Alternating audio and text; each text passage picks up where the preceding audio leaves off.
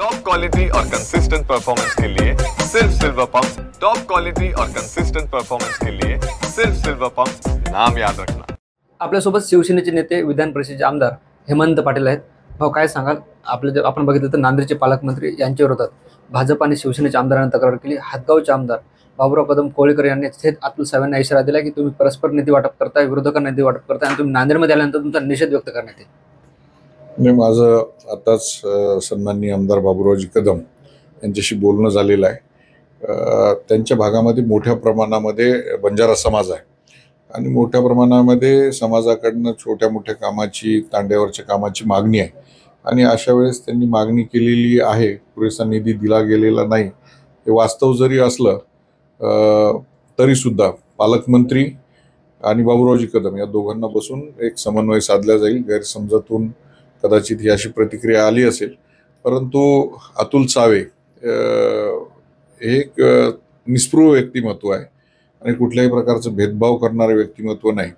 आम्ही त्यांच्या वडिलांपासून मोरेश्वर सावेसाहेब खासदार असताना शिवसेनेमध्ये होतो तेव्हापासून एक उद्योजक घराणं असलेलं हे घराणं आहे, त्याच्यामुळे ते कोणावरती अन्याय करणार नाहीत।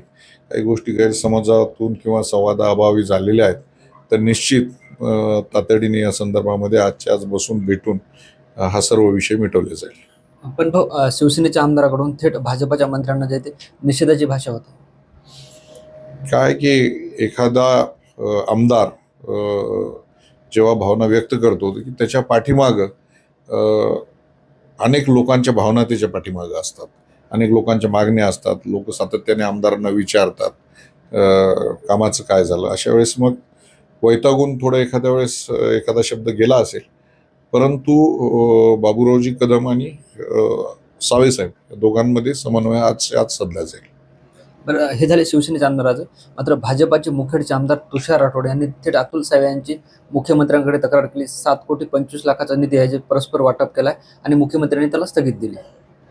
खरं म्हणजे नांदेड जिल्ह्यामध्ये जे काही पालकमंत्र्यांनी निधीचं वाटप करायला पाहिजे होतं ते वाटप अन्य कोणीतरी बसून करतंय अशा पद्धतीची भावना सर्व आमदारांमध्ये झालेली आहे आणि एकाच मतदारसंघाला मोठ्या प्रमाणामध्ये निधी दिला जातोय अशा पद्धतीची कुजबूज सर्व आमदारांमध्ये हा विषय मी माननीय सावेसाहेबांच्या सुद्धा कानावर घातलेला आहे। त्यामुळे तातडीने ते आज आलेले आहेत आणि आमदारांच्या शंकेचं निराकरण करतील असं आज दिसतंय।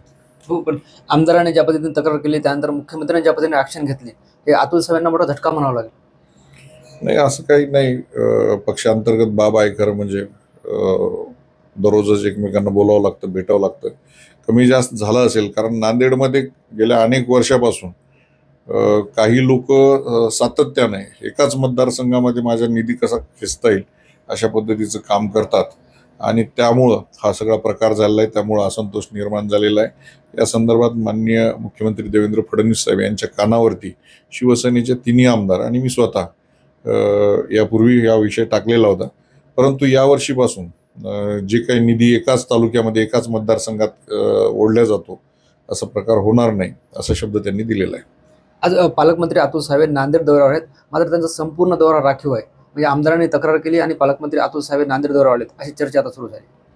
नाही, त्यांचे काही वैयक्तिक मला वाटतं नातेसंबंधातल्या काही लोकांकडेही काही कामं होते, या निमित्तानं ते इथं आलेले होते आणि संध्याकाळी पुण्याला जायचंय, नांदेडवरनं पुण्याला विमान असतं, त्याच्यामुळं त्यांचा दौरा हा राखीव आहे।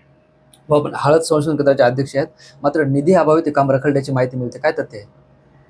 खरं म्हणजे हिंदू हृदय सम्राट बाळासाहेब ठाकरे यांच्या नावाने हिंगोली जिल्हा जुना उद्योग जिल्हा असलेल्याला एक मोठं वैभव प्राप्त झालं। या निमित्तानं हळदीचे मोठ्या उलाढाली व्यापार देशामध्ये फक्त 4 ठिकाणी जिथून भाव ठरतात, निजामाबाद असेल, इरोड असेल, सांगली आणि चौथं मान जे आहे वसमतला मिळालेलं आहे। वसमत हळदीला आता GI मानांकन मिळालेलं आहे आणि अशा वेळेस शासनानं थोडंसं पाठीमागं उभं राहणं गरजेचं होतं, परंतु दुर्दैवानं यावर्षीच्या अर्थसंकल्पामध्ये कुठलीही तरतूद केलेली नाही।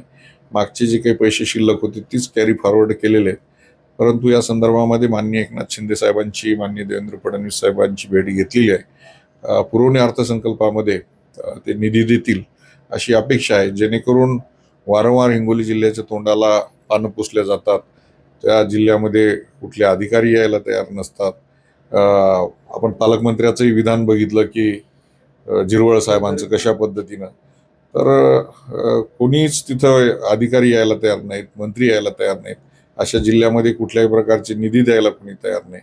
आणि एखादा चांगला प्रकल्प उभा राहतो, अशा वेळेस जर सत्ताधारी थोडं दुर्लक्ष करत असतील तर साहजिक नाराजी लोकांमध्ये, लोकभावनेचा त्यांनी आदर केला पाहिजे. कारण शिवसेना, भाजप आणि राष्ट्रवादी तिन्ही पक्षाचे युतीचे आमदार त्यांनी 100% लोकांनी निवडून दिलेले आहेत. त्याचा आदर निश्चित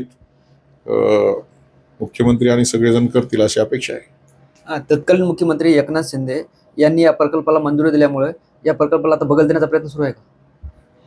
नाही, मोठ्या प्रमाणामध्ये मागच्या वेळेस विविध प्रकल्पांवर खर्च झाला आणि यावेळेस आम्हाला सांगितलं की निश्चित देऊ, परंतु निधी दिलेला नाही.